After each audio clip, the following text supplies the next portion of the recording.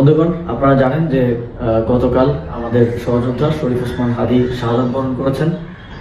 পুরো বাংলাদেশের মানুষ আজ শোকাহত এবং তারা শরীফ ওসমান হাদীকে যারা হত্যা করেছে তাদের বিচার চায়। আমরাও এই বিচার চাই এবং আমরা ইতিমধ্যেই দাবি করেছি যত দ্রুত সম্ভব শরীফ ওসমান হাদীকে যারা গুলি করে হত্যা করেছে তাদেরকে বাংলাদেশের কাছে হস্তান্তর করতে হবে এবং তাদের বিচার নিশ্চিত করতে হবে এবং এই ধরনের ঘটনা যেন আর কখনোই না ঘটে সেটা সরকারকে অবশ্যই নিশ্চিত করতে হবে। একই সাথে আমরা দেখেছি আজ সারা দেশে মানুষ ওসমান হাদীর জন্য নেমে এসেছে। তবে এই ঘটনাকে কেন্দ্র করে বিভাজনকে উস্কে দেওয়ার জন্য এবং নানা ধরনের স্বার্থান্বেষী মহল আমরা দেখেছি যে গণমাধ্যম, ধর্মীয় প্রতিষ্ঠান এবং এই ঘটনার সাথে সম্পৃক্ত নয় এমন অনেক জায়গায় হামলা করেছে, অগ্নিসংযোগ করেছে।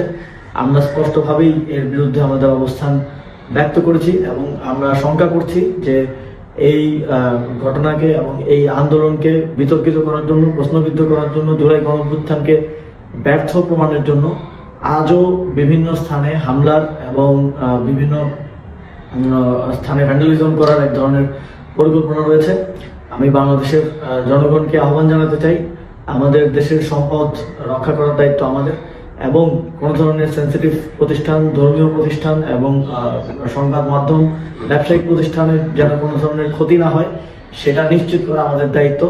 আগামীকাল এ ধরনের সকল প্রতিষ্ঠানকে নিরাপত্তা দেওয়ার জন্য সবাই সতর্ক থাকবেন এবং অবশ্যই সতর্ক থাকবেন যেন আপনার আমার প্রতিবাদ মিছিল, ন্যায় বিচার চাওয়ার জন্য যে মিছিল, সেই মিছিলকে কেউ ভিন্ন দিকে ডাইভার্ট করতে না পারে, সেই মিছিল থেকে কেউ কোনো ধরনের অনাকাঙ্ক্ষিত পরিস্থিতি সৃষ্টি করতে না পারে। আমরা ওসমান হাদীকে একজন বীর হিসেবে স্মরণে রাখতে চাই। তিনি যেই সাংস্কৃতিক, সামাজিক এবং রাজনৈতিক লড়াই শুরু করেছিলেন ইনকিলাব কালচারাল সেন্টার, ইনকিলাব মঞ্চের মাধ্যমে, তিনি যে প্রতিষ্ঠান গড়ার কথা বারবার বলতেন, তিনি যে যোগ্য মানুষ গড়ে তোলার কথা বারবার বলতেন, সেই উদ্দেশ্য এবং সেই লক্ষ্যকে সামনে রেখে আমরা এগিয়ে যেতে চাই। আমরা তাকে সামনে রেখে যেন কেউ বাংলাদেশে সন্ত্রাস এবং ভাঙচুরের রাজনীতি করতে না পারে, তাকে সামনে রেখে যেন কেউ নিজেদের ব্যক্তি অথবা গোষ্ঠীর স্বার্থ হাসিল করতে না পারে, সে বিষয়ে সবাইকে সতর্ক থাকার আহ্বান জানাচ্ছি। ধন্যবাদ সবাইকে।